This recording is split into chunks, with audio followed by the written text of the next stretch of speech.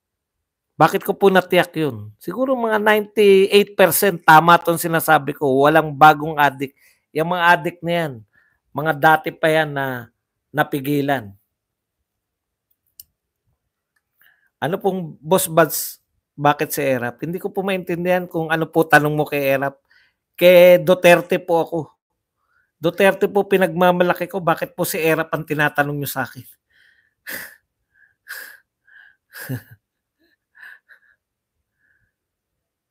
Nakalimutan ko yung sabihin ko. O, wala pong bagong adik. Bakit ko po natiyak? Putya, ganito ba attitude ng mga tao? Putya, hindi ako adik nung panahon ni Pinoy Tapos nabalitaan ko, daming pinapatay ngayon Ngayon ako mag-addict. O Duterte Hindi ako addict nun, ngayon ako mag-addict. Meron bang taong matinong ganun? Boss Buds, bakit si Erap na? Hindi ko naintindihan. Boss Buds, sa Manila Bay na nga lang po, dekada naging problema, Duterte na bumuhay sa namamatay na tourist attraction na yun. Opo. Yun ang gusto nila, tinututulan nila yun. Kasi namimiss nila yung bantot dun Ang bantot po dun. Pag ganun po kasi yung paislant yung bato ron, dun po taihan po yun. Pasensya na sa mga kumakain Taihan po yun ng mga walang kubeta sa buong Maynila. Dun po tumatae. Papwesto yan ng ganyan. Siyempre, dahil paislant, hindi po babagsak sa dagat. Gugulong muna, pero di maninikit. Tapos, eto ngayon si Haring Araw, yung dumikit na ebak dun, aarawan, gabantot nun. Pagdaan mo, wow, preskong hangin. Ngayon po, wala pong amoy dun. Sa Dolomite. Sabi ng isang vlogger, kaya daw namatay yung asawa ni Lenny kasi pinaimbestigahan daw yun ng high-ranking official na sangkot sa droga. Kaya ayun, siya yung natepok ng mga drug syndicate sa gobyerno. Aba, no comment ako dyan. Hindi ko po alam yan. Magdahan-dahan ka sa PF sasabi sa issue sa tubig, baka magalit si Rapi sa'yo. Binabanatan mo amo niya may-ari ng kuryente at may-ari ng tubig. Totoo naman yun. Siningil tayo. Putya, sabi ni Duterte, mga PI kayo. Hindi na po namin kayo sisingilin. Kaya tayo may pera agad. Nagbayad yung mga oligarkong hindi nagbabayad. Magkano binayad ni Lusyutan? Yun May epekto Dami po talaga nagawa. As in, ang dami. Hindi ko talaga masasabi sa inyo. Hindi lang po build. Yung tumino po. Yung putya. Yung nawala po yung mga nalalaglag na bala. Araw-araw may nalaglag na bala. Siyempre, abalahin ka, di ba? Flight mo na Magkano po ba? Kung magkano na lang, bigayan na lang. Mabilisan na OFW natin, putya. Nalalaglagan ng bala. Boss Bas, naniniwala ba kayo kay Jonathan Morales? Kapani-paniwala po siya, di ba? Ako po, sa nakikita ko sa kanya, mas kapani-paniwala siya kaysa dun sa kumukontra sa kanya. Maring hindi siya perpekto, pero kapani-paniwala. Mismo, Boss Bad, si Bongbong ay isa sa mga malaking oligarko dito sa Pilipinas. Oligarko, ABS-CBN, malalaking drug syndicate. Yan ang mga nilabanan ni Pangulong Duterte. Isama mo pa yung 50 years natin pinoproblemang insurgency problem. Sabay-sabay. Sabay-sabay talaga. Kinaya ni Pangulong Duterte yan. Tapos, papaahon pa lang tayo. Nasa ano na tayo? Nasa rurok na tayo ng tagumpay. Ayon niyang keno, Kaya Solita Munsod, Bigla nagpandemya pa. Kinaya pa rin natin. Kinaya pa rin natin yung pandemya. Pagkatapos ng pandemya, angat kagad tayo. Yung mayor sa Nueva Ecija, pinaganalan na yung Tiberos na Chinese spy. Watching from Dubai po. Ang problema po, Sir Badong, nagwawala yung mga dokumento para dapat representa sa Senado. Alam po ninyo, yung public ano tayo yung mga Senate hearing po, hindi po yan hearing ng korte, no? Yung mga Senate hearing po yan para sa mamamayan, lalo na yan live. Makikita nyo kayo mismo yung magsukat. Di ba? Oh, nakita nyo yung formally, di ba? May mga talagang ano ron, may mga talagang nakikita tayo na may problema ron. Pero isangkot nila si Duterte, yari sila. Kuya Badong, gagawin daw 15 ni Tambaloslos bigas, pangako sa 2025. Pag nakinig pa kayo sa mga ganyang uri ng pangako, ewan ko na lang. Mapurnada ang life cycle ng mga bangag nung panahon ni Tatay Digong. Correct. Sir Bads, dito sa amin, yung mga adik na tumigil sa panahon ni PRRD, ngayon balik na naman at may mga baguhan na rin. Yan sinasabi natin kasi yung hindi normal yung pag-iisip nila, di ba? Wala na. Pwede na tayo ngayon. Katrops na. Katropa na natin. Mighty cigarettes, billions ang binayad panahon ni Duterte. Basta the best president at leader si Tatay Digong, kaya solid. Sara Duterte po kami 2028. God bless po. Yan. Sir, previous topic po, kung hindi po i-repair yung BRP, Sierra Madre, tulad na nangyari sa PAS admin, di ba malulusaw po yun? Hindi ba pagpapaubaya na yun ng teritoryo sa mga Chinese militia? Kung gusto pong i-repair, ganito lang yan. Diba? Sabi ni PRRD, stop complaining, just do it, no? Repair it. Ngayon po may mga tukod yun. Nakita nyo ba may mga tinukuran na yan? Tinukuran, may mga tukod, di ba? Sa tingin nyo ba, kusang tumukod yun? Hindi po. May mga gumawa po doon. Pwede po yung simplihan na ayusin hindi po kasi, ito kasi ang problema from the point of view kayo ng sino masisisi. No? Wala kayo doon sa point of view ng paano matitigil yung pangharas sa atin. No? Kasi kayo doon kayo sa hinaharas tayo ngayon, pero sino may kasalanan? Yan ganyan. Hindi ko kayo inaakusahan, no? Pero yan po yung ginandahan nyo lang Pero yan po yung tunguhin yan Paninisi to sa mga Duterte. In the first place, na-repair po yan. No? May mga repair na nagaganap. Ibig sabihin, tiyagaan po. Ang diplomasya po, tiyagaan, no? Pakikipagkaibigan, hindi perpekto yung mga kaibigan natin. Wala naman pong kaibigan. Kayo ba, mga kaibigan nyo, pag hindi na perpekto, ay, hindi ka perpekto.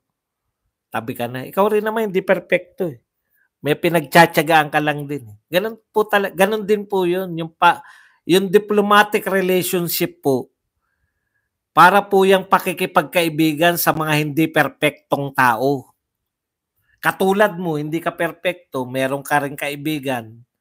Yung mga masasamang ugali mo, halimbawa, pag nalasing ka, nanghihipo ka. Pinagbibigyan ka, di ba? Huwag ka nalalasingin. Ganun din po yun, yung pakikipagkaibigan natin sa China, hindi po perpekto yun. Hindi rin naman perpekto pakikipagkaibigan natin sa US Bakit patuloy pa rin tayo nakikipagkaibigan sa US? Samantalang sa China, hindi po pwede. Samantalang for the last 6 years, wala naman nakuha ang teritoryo yung China sa atin. Bilang kaibigan, ayaw nilang samantalahin yung pakikipagkaibigan. Mas gusto nila tayong kaibigan. Diba? Kasi tayo dati ang numero unong kolonya ng Amerika dito sa Southeast Asia. Kolonya talaga tayo, as in kolonya. Ganun po yung diplomatic relationship. Huwag niyo pong sabihin na yung China perpekto nung panahon ni Duterte, hindi rin po. Sutil din. Sutil din naman yung US eh. Pero ganun po yung art of diplomacy, no? Kahit sutil yan, sutil ang US, gamitin natin silang mga bansang kaibigan natin to our benefit. Yan po yung nangyari kay Duterte. Nagamit niya yung diplomatic relationship sa China, sa Japan, sa Russia, sa Vietnam, sa US to our advantage. Di ba? Yun eh. Hindi po yung, pag nakipag-ano tayo dyan, aalipinin tayo. Ha? Inalipin ba tayo ng China nung 6 years ni Duterte? Hindi naman eh. Hindi rin naman ako naniniwala na inaalipin tayo. Inaalipin tayo na, hindi ka pa late magpakape. Yung ba tanong mo, Crisostomo? Hindi ka pa late magpakape.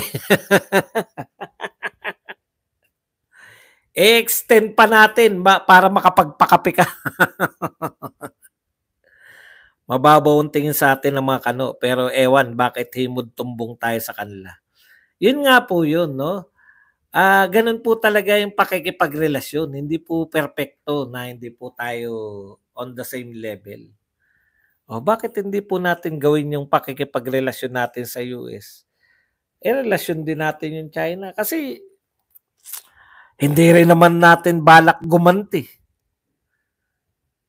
Pamartir effect lang tayo. Bombahin nyo kami, hindi kami gaganti. Pero may kasama kami international press. Kaya dapat friends to all, enemies to none. Correct.